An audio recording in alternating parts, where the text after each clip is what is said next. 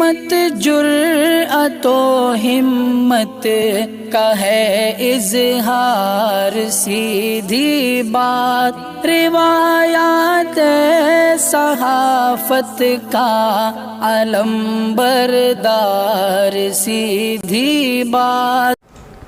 ناظرین گرامی السلام علیکم ورحمۃ اللہ وبرکاتہ۔ سیدھی بات کے تازہ ترین پرائم ٹائم میں آپ لوگوں کا استقبال ہے۔ ناظرین گرامی، میں انصار عزیز ندوی اس وقت آپ لوگوں کے سامنے ایک اہم ترین موضوع پر گفتگو کرنے جا رہا ہوں۔ ناظرین گرامی، اس وقت مشرق وسطیٰ کا بدلتا منظرنامہ آپ لوگوں کے سامنے ہے، اور اس کی اہم ترین وجہ چین ہے، ملک چین۔ اور واقعی میں ملک چین نے دنیا کو اپنی طاقت دکھا دی ہے۔ جیسن دی گریٹ بلاٹ ایک مضمون نگار ہے، اس نے سعودی عرب اور ایران کے درمیان میں جو مصالحت کروائی، اور جو کئی برسوں سے ایران اور سعودی عرب کے کچھ اختلافی مسائل کو لے کر کے امریکہ اور کچھ سپر پاور طاقتیں یہ ایک دوسرے کو ڈرا کر کے دونوں سے فائدہ اٹھانے کی کوشش کرتی رہیں، اس پر جو ہے پوری طرح سے پانی پھیر دیا چین نے۔ تو ظاہر سی بات ہے کہ اس سے چین نے دنیا کو جو اپنی طاقت دکھائی ہے، اس کو لے کر کے جیسن نے بہت لمبا تبصرہ کیا ہے، جو میں آپ کے سامنے رکھنے کی کوشش کروں گا۔ انہوں نے لکھا ہے کہ میں اگرچہ متردد انداز ہی میں صحیح عوامی جمہوریہ چین کو اس معاہدے پر مبارکباد پیش کرنا چاہوں گا جس کی ثالثی اس نے گزشتہ ہفتے کی تھی، اور جس کے نتیجے میں مملکت سعودی عرب اور اسلامی جمہوریہ ایران کے مابین سفارتی تعلقات بحال ہوئے تھے۔ یہ ایک اہم کامیابی ہے، خواہ وہ امریکہ اور اسرائیل کے لیے ممکنہ طور پر پریشان کن ہی کیوں نہ ہو۔ یہ ایک ایسی کامیابی ہے جس میں امریکہ نے کوئی کردار ادا نہیں کیا۔ اس معاملے میں ہم صرف اپنے آپ کو قصوروار ٹھہرا سکتے ہیں، چونکہ تبصرہ نگار کا اور مضمون نگار کا تعلق امریکہ سے ہے اور امریکہ سے تعلق رکھتے ہیں۔ یہی وجہ ہے کہ وہ کہہ رہے ہیں کہ اس معاملے میں ہم صرف اپنے آپ کو قصوروار ٹھہرا سکتے ہیں۔ انہوں نے لکھا کہ یہ پیشن گوئی کرنا قبل از وقت ہوگا کہ معاہدہ کس طرح عمل میں آئے گا۔ اگرچہ بائیڈن انتظامیہ نے سعودی عرب اور مشرق وسطیٰ کے دیگر ممالک کو الگ تھلگ کرنے میں کافی وقت گزارا ہے اور کوئی دقیقہ فروگزاشت نہیں کیا ہے، لیکن اس دوران میں چین نے مشرق اوسط میں مضبوط تعلقات قائم کرنے کا سلسلہ جاری رکھا۔ چین نے دنیا کو اپنی وہ طاقت دکھائی ہے جو وہ ہے۔ امریکہ کے لیے اس کے برعکس دکھاوا کرنا نہ صرف احمقانہ ہے بلکہ خطرناک بھی ہے۔ اس کردار کے لیے چین کو کون مورد الزام ٹھہرا سکتا ہے؟ چین اور امریکہ کے درمیان کشیدگی ہر گزرتے مہینے کے ساتھ بڑھتی جا رہی ہے۔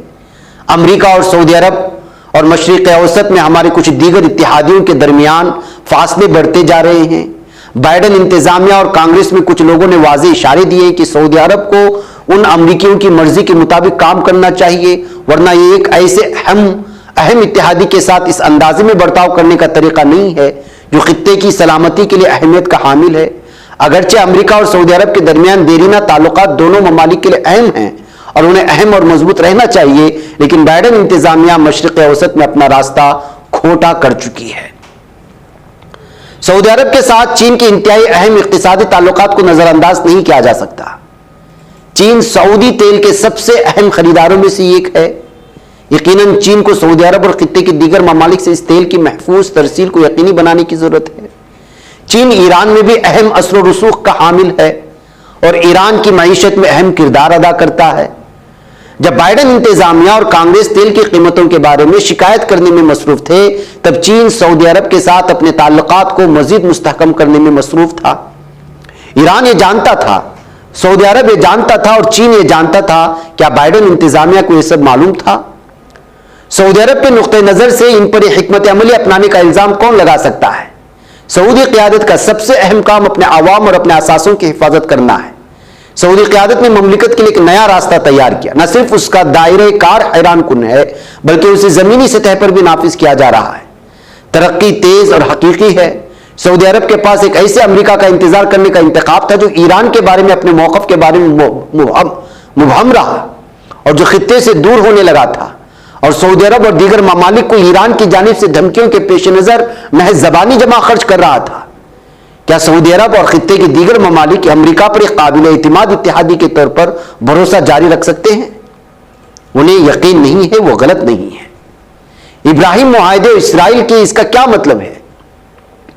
یہ کہنا قبل از وقت ہوگا۔ فی الحال ہمیں ان سنگین پیشن گوئیوں سے دور رہنا چاہیے کہ ابراہیم معاہدے ختم ہو چکے ہیں یا سعودی عرب کبھی اسرائیل کے ساتھ تعلقات کو معمول پر نہیں لائے گا۔ ابراہیم معاہدے اسرائیل کے ساتھ سعودی عرب کے ممکنہ تعلقات اس وقت کا موضوع نہیں ہے۔ ہم متحدہ عرب امارات کی طرف دیکھ سکتے ہیں تاکہ سمجھ سکیں کہ کس طرح ایک ملک اسرائیل کے ساتھ مضبوط، بامانہ اور بڑھتے ہوئے تعلقات قائم کر سکتا ہے، جبکہ اس کے ساتھ ساتھ ایران کے ساتھ سفارتی تعلقات بھی رکھ سکتا ہے۔ یعنی دبئی کے جو تعلقات اسرائیل سے بڑھے ہوئے تو آپ جانتے ہیں، اور ایران کے ساتھ بھی اسی طرح کے تعلقات ہیں۔ اماراتی قیادت دونوں تعلقات کے انتظام میں ہوشیار، محتاط اور حقیقت پسندانہ رہی ہے۔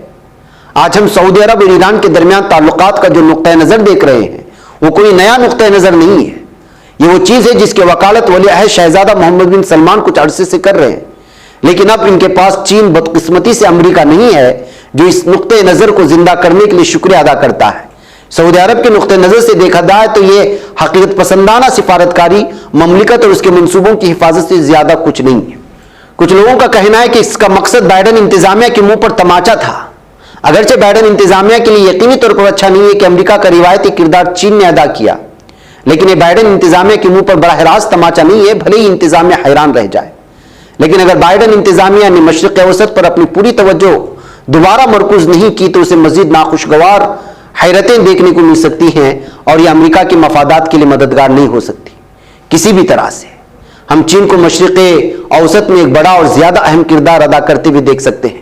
چین کو مشرق اوسط میں اہم مواقع نظر آتے ہیں، اور درست ہے، چین کو سعودی عرب اور مشرق اوسط کے باقی حصوں کا احترام کرنے میں کوئی مسئلہ نہیں۔ اس نے سعودی عرب کو اسلحہ کی فروخت میں کمی کی دھمکی نہیں دی۔ وہ سعودی عرب سے غیر حقیقی مطالبات کرتا اور نہ ہی اسے غیر اہم شراکت دار سمجھتا۔ اب یہ بائیڈن انتظامیہ پر منحصر ہے کہ وہ چین کے ساتھ مل کر کام کر سکتی ہے یا نہیں۔